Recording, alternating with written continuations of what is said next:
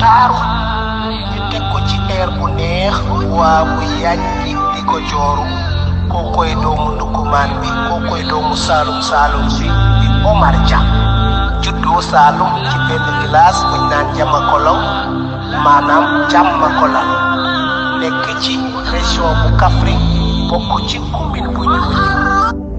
su ma deewee ngeen may xam man su ma deewee ngeen may xam yàlla na yéex Omar. Sénégal dëkk bu naxaree dund mais dëkk bu neex a dee la su ma deewee ngeen may xam. saqarubu an biha xayrul bariyaati sawbul xayaa bil gada yaa wal ashiyaati. du tànk laa woon bi may daaj bi ñëwal ci atum 2008 xalifa daal di ñuy géewal daarul xabibi waxtul fajri mbut mi solo lu bees tàq gane si ci kër gi xale bekk solo bu cheikhi bil qalbi naarun talazza la tara fi siwaahu lil qalbi hazza. beneen air beneen facette ci beneen melokaan ba tey jëmm ji la yéem ñu bëri ba raw njombentaan.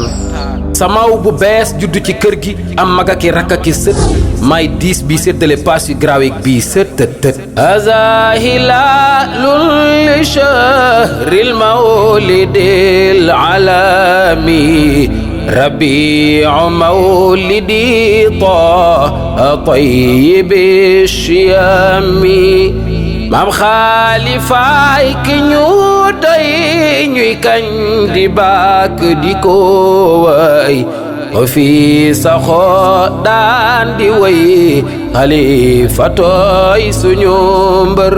saay su weeru gàmmu teruwaan mbëru mbëri fent ay bayit bindee na fu ne lu ne ci aliwaak suuf rawatina ci ay kayit. def na ay junni bayit ci patron wu yonnee ni mais def na ay junni bayit ci patron wàlli yu yi. madadu rijaali wa xawsuhum cheikhi tijaanil afdalu. bismillah bu ma kenn yóbbu doktoore man li ma feebar moo may faa ci layla. yàlla wërsëgal na ma ci jamonoy ndaw ma ziyaare ji cheikh di ko ñaan ziyaare ji maamam balaa at mi di jeex. métier mi nag yombul ndax gis naa ci lu ne dégg ci lu ne am ci lu ne ñàkk ci lu ne daj ci lu ne mais dem ci fu ne. su ma deewee ngeen may xam man su ma deewee ngeen may xam yàlla na yéex Omar. Sénégal dëkk bu naxaree dund mais dëkk bu neex a dee la su ma deewee ngeen may xam. aca loxoy bawal bawal wandu kuman dawal dawal wawaalo yee jalal jalal sinu Saalum dañoo aye suma yàlla bëggee faysal na ma bàyyeeg yaaw suma yonent bëggee na ma bàyyeeg yaaw. way bi tax na ñu bari ñu ma xamul woon tey xam ma mu juróon coow lu bari te du lenn lu dul fiiraange. sant yàlla ndax tax na ma fas jom yokku xël yow xam nga ni say may toll say natt noonu lay toll bakkan naroon na ci des bu fekkoon aw ma kaaraange. su ma sañoon bés bu ne su ma manoon fajar gu ne du wetu maam xaalifa ñaas laay yeewoo. jaar naa fu bari di làmbaatu mais tey daj naa ñam naa xorom ñam suukar mais tey xam naa. 1881 ba 1959 2008 ba 2024 maag xalifa lépp ngi neuf. ad'uka ya rabbi fi amali yàllaayi ahyayna xayraka min daanin wa min naayi.